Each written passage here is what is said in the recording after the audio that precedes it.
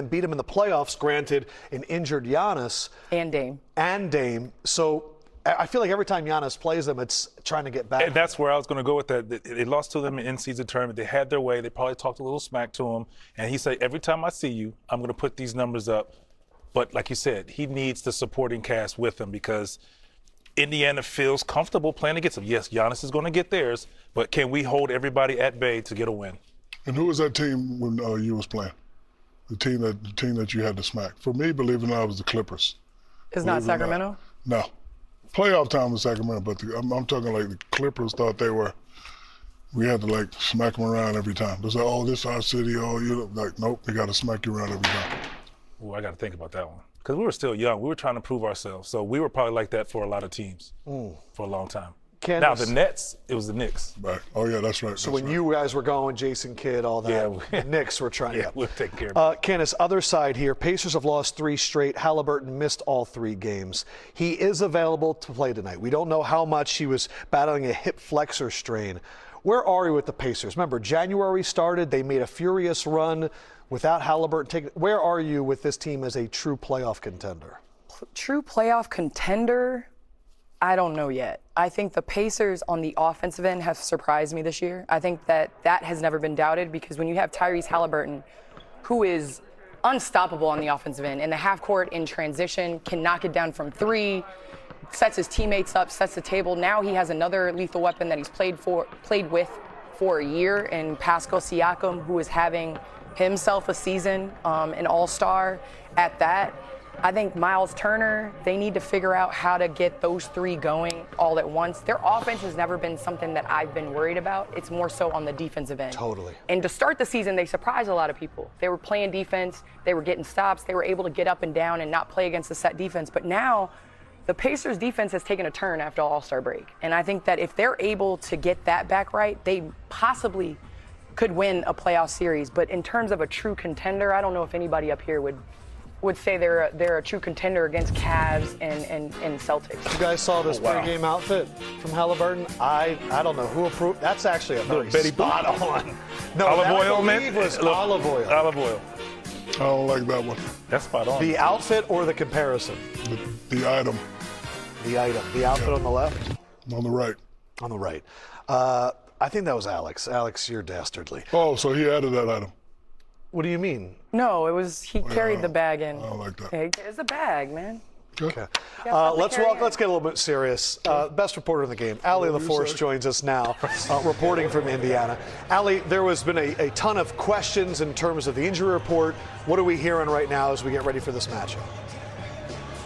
Well, the good news is Tyrese Halliburton is playing, so we're going to see the best of the best tonight. And as these playoffs get closer, the magnitude of every one of these TNT games continue to grow, as you guys talked about. Major Eastern Conference playoffs implications on the line here tonight with Indiana at 5, 1 game behind Milwaukee Bucks. And if the playoffs started right now, today, these teams would face off against each other again in the first round of the playoffs. They also meet twice over the next 5 days with the next matchup Saturday, so buckle up. If the Bucks win tonight, they would clinch the head-to-head tiebreaker. Now, the Pacers are hoping to bounce back after going 0-for-3 on the recent road trip. Halliburton playing, like I told you, prior to his injury. I mean, he was playing the best basketball of the season. Coach also told us pace and rebounding are key. Run and do not let them set up their defense. Now, for the Bucks, Coach Rivers told us, I don't worry about the pace. If we have a chance to get out and run and score in transition, we got to do that. But make it a point of emphasis to run them. Don't let them run us. Brooke Lopez also told me, come ready for the track meet. Now, Giannis Antetokounmpo, him and Dame, highest scoring duo in league, plus the Bucks added another scorer at the trade deadline, Kyle Kuzma. They are loving what he's bringing to the table in terms of pace and also shooting. The Pacers really need this, but it's going to be tough. They're only 3-6 on the year on the second half of a back-to-back. They're also coming off of that really tough 18-point loss against the Bulls. But the players told me today, we always look for reasons to hate a team, and this team is really easy to hate. So let the rivalry continue. Love it. Allie, thank you so much. Milwaukee is up 2-0 in the series. They win tonight, they would clinch the season series.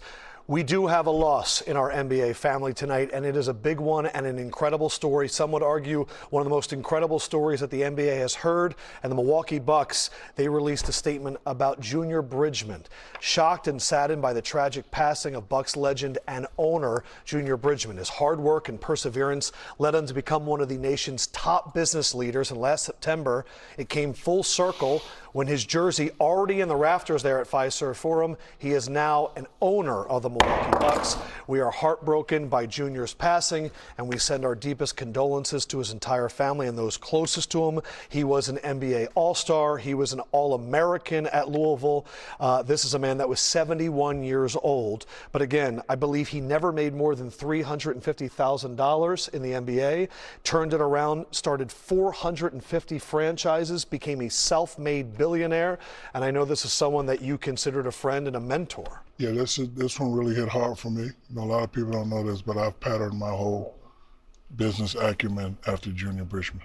You know, they always tell us stories about how 75% of athletes 0 to 5 years after they're done playing go broke. And I never wanted to be that. So I always started looking at people, Michael, of course, Magic.